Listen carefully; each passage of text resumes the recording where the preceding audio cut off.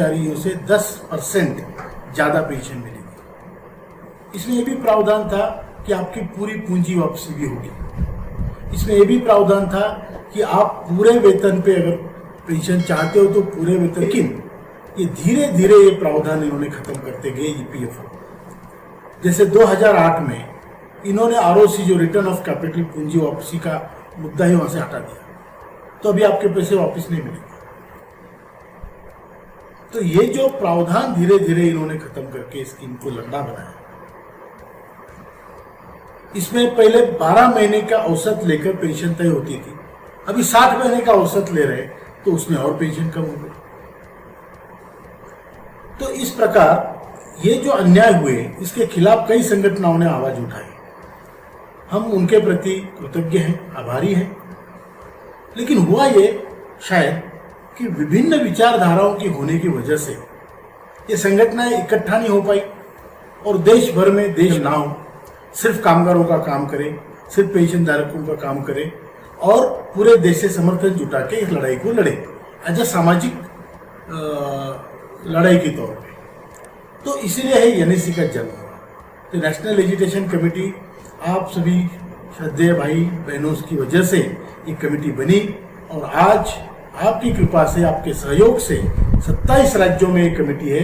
जम्मू कश्मीर से लेकर अंडमान निकोबार, त्रिपुरा, आसाम, गुजरात, हर जगह 27 राज्यों में एक कमेटी कार्यरत है और जिला स्तर, तालुका स्तर से लेकर ये कमेटियां बनी है। इस कमेटी ने आपके सहयोग से काफी आंदोलन किए, ग्राम स्तर पे, तहसील स्तर पे, जिला स्तर पे, राज्य स्तर पे और यहाँ तक कि दिल्ली में कई बार आंदोलन किए। Ramlila ground, Jantar Mantar, PMO office, ये अपने अपने सांसदों से आप मिले। कई सांसदों ने हमारे प्रश्न वहां पर उठाए संसद में, लेकिन कुछ नहीं हो पाया। अब एनएससी की तरफ से हम कम से कम 18 बार श्रम मंत्री जी से मिले और 5 बार तो ऐसा हुआ कि ऐसे लगा अभी होने वाला है, लेकिन कुछ ना कुछ व्यवधान, कुछ ना कुछ उसमें अड़चने आती गई और ये नहीं हो पाया। आज माहौल यह है कि बहुत सारे लोग बहुत तरीके से अपने अपने क्षेत्र में इसको पुश करने का आप सब कोशिश कर रहे हैं। हमारे जो राज्याध्यक्ष है, हमारे जो समन्वयक है, मुख्य समन्वयक है, वो सारे बिल्कुल अपना नाम तक आगे नहीं लाकर इसका काम में लगे हैं।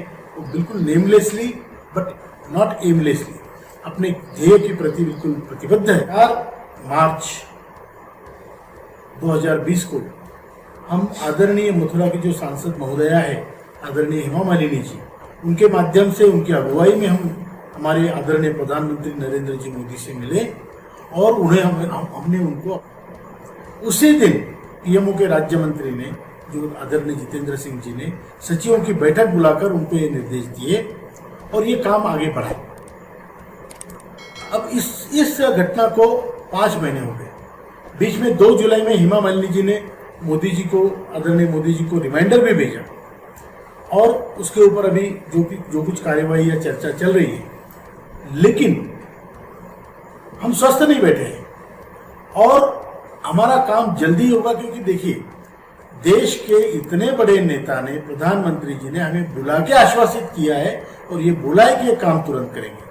मेरा पूरा विश्वास है कि इतना बड़ा नेता जब बोलते हैं तो कुछ सोच के बोलते हैं, तो इसमें हमारा काम जरूर होगा, इसमें मुझे कोई दो राय नहीं, कोई शक नहीं। हाँ, कब होगा? 5 महीने हुए हैं, तो इसके लिए मैं आपको कहना चाहता हूँ कि हमारा काम मेरे ख्याल से अगस्त या सितंबर के पहले दूसरे हफ्ते में, जब तक कि पार्लियामेंट्री सेशन चल रहा है, तब तक हम सरकार की तरफ बड़े आशा भरी नजरों से देख रहे हैं। पूरे 65 लाख बुजुर्ग परिवार प्रधानमंत्री जी की तरफ याचना भरी, आशा भरी निगाहों से देख रहे हैं। हमारी 2 मांगे हैं। मैं तो ये कहता हूँ, जो भी सरकारी लोग इसको सुन रहे हैं या जो मैटर करते हैं, ऐसे लोग अगर इसको सुन रहे हैं, तो उनके लिए मैं जरूर बताना चाहूँगा कि हमारी जो 2 मांगे ऐसी है कि जो एक दूसरे को पैरेलल चलती है। एक है मिनिमम पेंशन, मतलब 7,500 और महंगाई भत्ता का जो मामला है, और दूसरी है हायर पेंशन। कुछ लोग कोर्ट में जो गए, जो हायर पेंशन का मामला, मतलब वो जो प्रावधान निकाला, तो हजारों लोग कोर्ट में चले गए। इतने छोटी आमदनी वाले लोग कोर्ट में चले गए उसमें। तो फिर वो जो कोर्ट का निर्णय है, जो लगा हुआ है कि इनको पूरे वेतन पे इनके पेमेंट ले लो, अंशदान लो और पूरे वेतन पे इनको पेंशन दो। ये हुआ है, मतलब ये निर्देश हुआ है, लेकिन इस पे अड़चने डाली है ईपीएफ ने।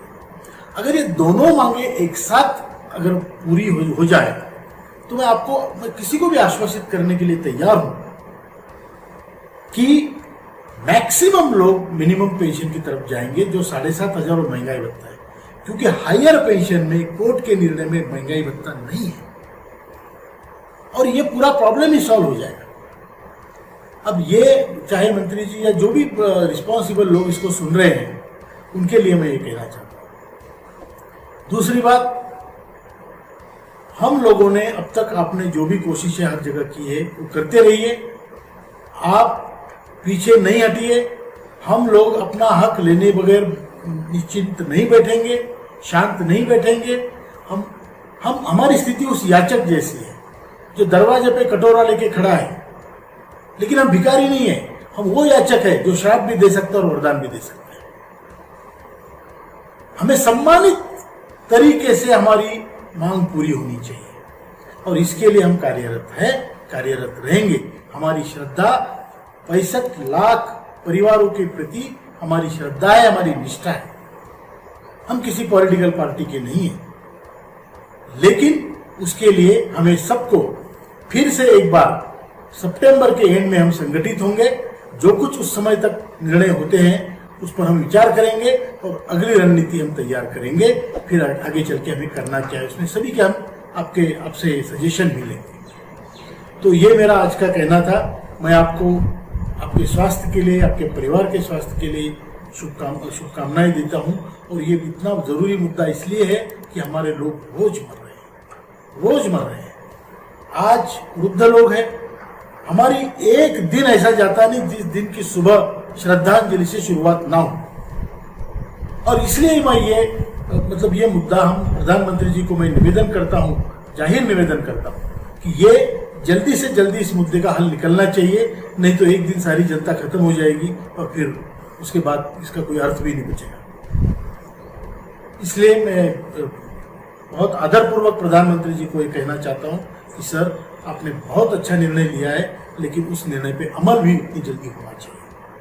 इतना ही मैं कहना चाहूँगा। आप सभी लोगों को, आपके परिवारों को स्वास्थ्य और ईश्वर करे आपकी मांगे हमारी पूरी हो जल्दी से जल्दी। ईश्वर करे हमारे प्रधानमंत्री